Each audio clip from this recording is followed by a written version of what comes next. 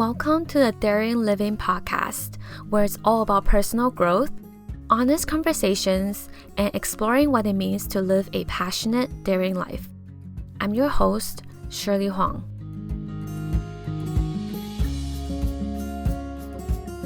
Hello, friends! As we are near the end of the year, I want to talk about different ways that we can do to reflect on your past year.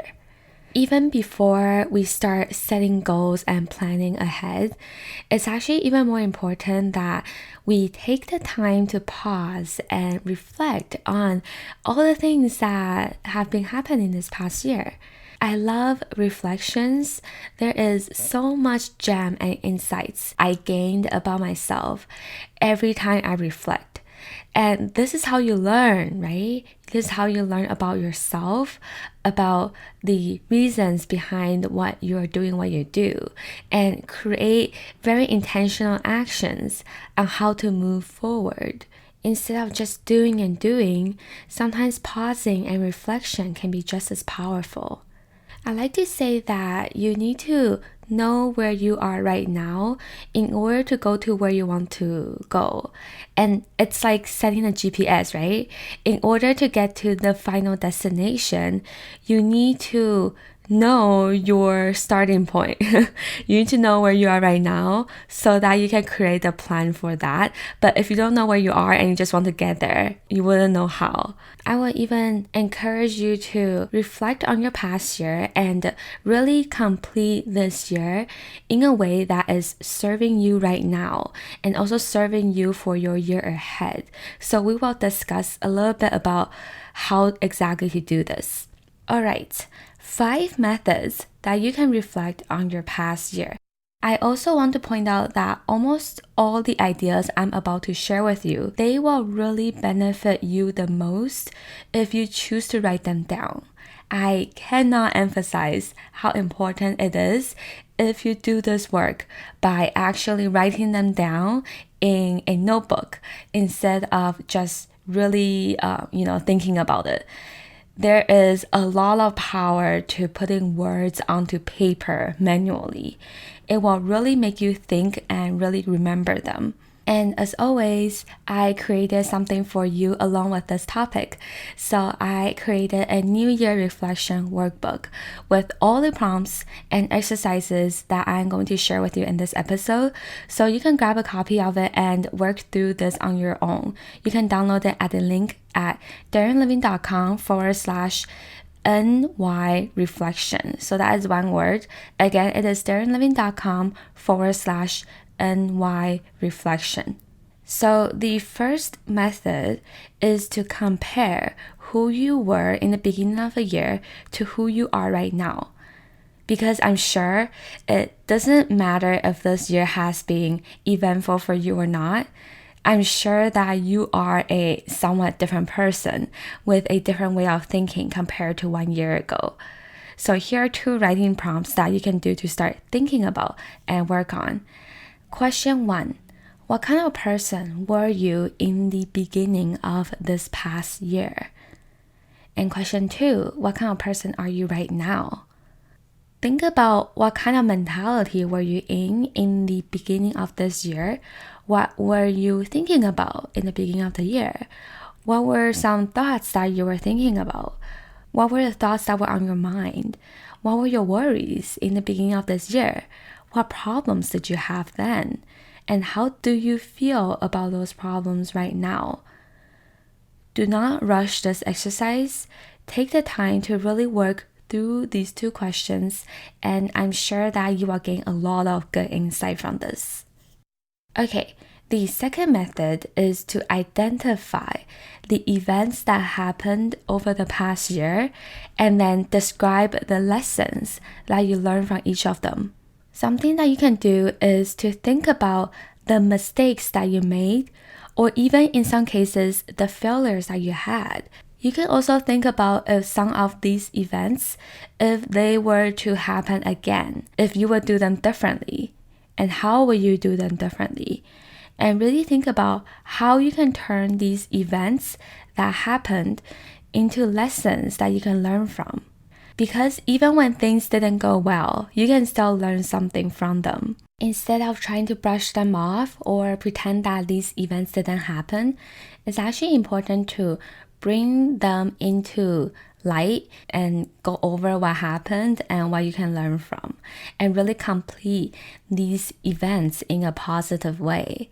Ask yourself, how can you grow from this experience? And look at these events with compassion, right? We all make mistakes or do things that we may not be proud of sometimes, and that's okay. We learn, we grow, we change, and that's exactly what you should be doing this past year. All right, number 3. This one is fun. Rewrite your story of your past year, how it is serving you right now.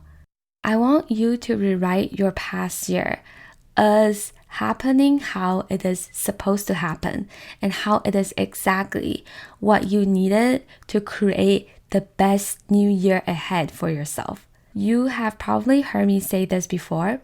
Your past, whatever happened this past year, it only exists as sentences in your head.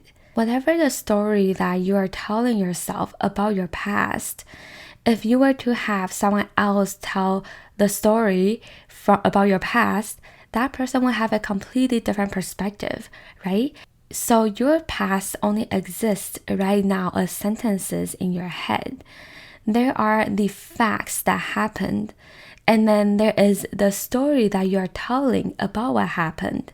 And these are just all of your thoughts that are in your head. Because of this, you can intentionally complete this year in a way that makes it the perfect year for you to create the best new year to come. So I will give you an example. I did this exercise on my own past year. I wrote 2 versions of my past year describing my journey in my business. The first one is how it is the worst year ever, and the second one is how it is the best year ever. Okay, so the worst year version. This year, I ended my 9-to-5 job. I was unemployed. I wasn't making the income that I needed in my new business as I was just starting out. And I sacrificed so much of my time and my energy and my social life. I had to give up a lot of things. I stopped working out. I stopped hanging out with my friends. I gave up a lot of my hobbies. I went through a roller coaster of emotions as I was trying to start this business. This has been a very emotional and very horrible year. Okay, here's the second version. I took the leap and started my own business. I launched a podcast, I created a workbook, and launched my coaching program. I started working with amazing clients to help them improve their lives. I am building an online community.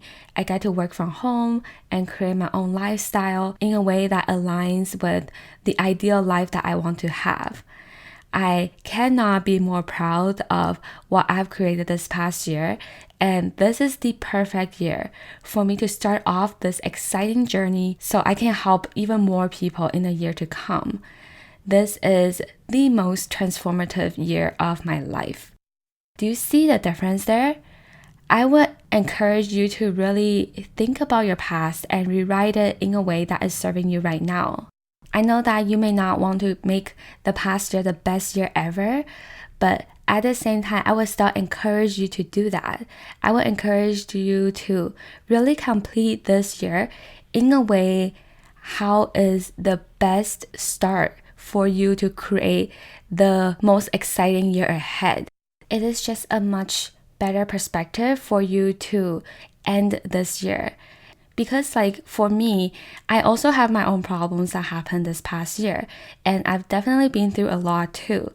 But the thing is, the future hasn't happened yet, right? The next year, you don't know what is going to happen. But what you can do right now is to really complete this year in a way that is satisfying for you so that you can prepare for the year to come. Do you see the difference that I just made with these 2 versions? If you really think about it, the facts that happened, they are actually the same. but you can tell your story of your year however you want. And really you can. So why not tell your past in a way that is serving you the best way possible? This exercise will really help you to reframe your past year and really complete this year strong and in a powerful and positive energy moving forward. Okay, the fourth method to reflect is to write a letter to yourself. There are two different ways of how you can write this letter. The first letter you can do is to address the letter to your past self in the beginning of this past year. So think January 1st of this past year. What are the things that you would say to your past self in January 1st of this past year? What would you tell that person? What do you want to let her know? And what are some things that you would thank her for? If you do this and really take the time to write your letter, this will be a very meaningful and healing process. So take your time and definitely do not rush this. Okay, the other way that you can write this letter is to write it and then address it to your future self. So write your letter to your future self 1 year from now. Imagine the future self on December 31st of this new year. What do you want to say to that future version of you? What questions do you want to ask her? What dreams and aspirations do you have right now? And what do you hope that that person will accomplish? What promises can you make with that person? Having conversations with yourself and writing different types of letters to yourself is actually a very powerful and insightful way for you to learn about yourself and learn about what you actually want. So definitely try practicing these two ways. The final method is to set your intention. I have 3 questions for you. Again, try to answer them in your notebook or on a piece of paper, or you can download my New Year Reflection Workbook and really work through these questions. Question 1. What do you want to let go from this past year and why? Think about what are the relationships that you want to let go? Why do you want to let them go? What are some thoughts and some behaviors and some things that you also want to let them go? What are they?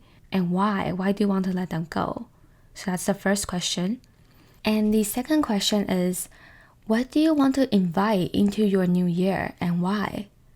What kind of people do you want to invite into your life? Who do you want to connect with? Who do you want to reconnect with? With the people in your life right now, who are the ones that you want to open up to more? What are some things that you want to invite in? What type of new energy or what kind of perspective do you want to invite into this new year? The third question is, what kind of person do you want to be in this new year? Who do you want to become? This last method with these 3 guiding questions, it's really all about helping you set a new intention and letting go of what is no longer serving you and inviting in the things that you want to create and open up to them in your new year. Sometimes I feel like New Year resolutions are a little bit too hyped up and a little bit too overrated because every day should be a start of something new, not just for the new year. However, I do appreciate the long-term perspective and this deep reflection opportunity that is possible for us to really radically let go and reflect and move on. I hope that these 5 methods really helped you. I hope that you give one of them a try.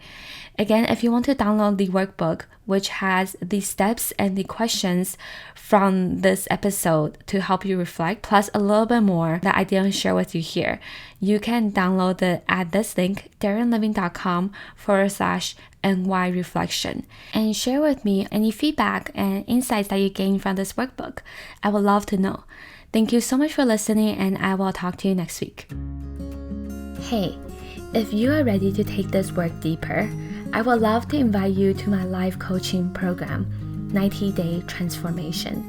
This is where we work together one-on-one and take all the materials that you heard just now and apply them into your life so that you can become the person you want to be. If you want to learn more about the program, you can visit my page at darinliving.com/coaching. Again, that is darinliving.com/coaching. If you enjoyed this podcast, make sure to hit subscribe and leave me a rating and review on Apple Podcasts. It means so much more than you know. Thank you so much for listening, and I will talk to you soon. Bye bye.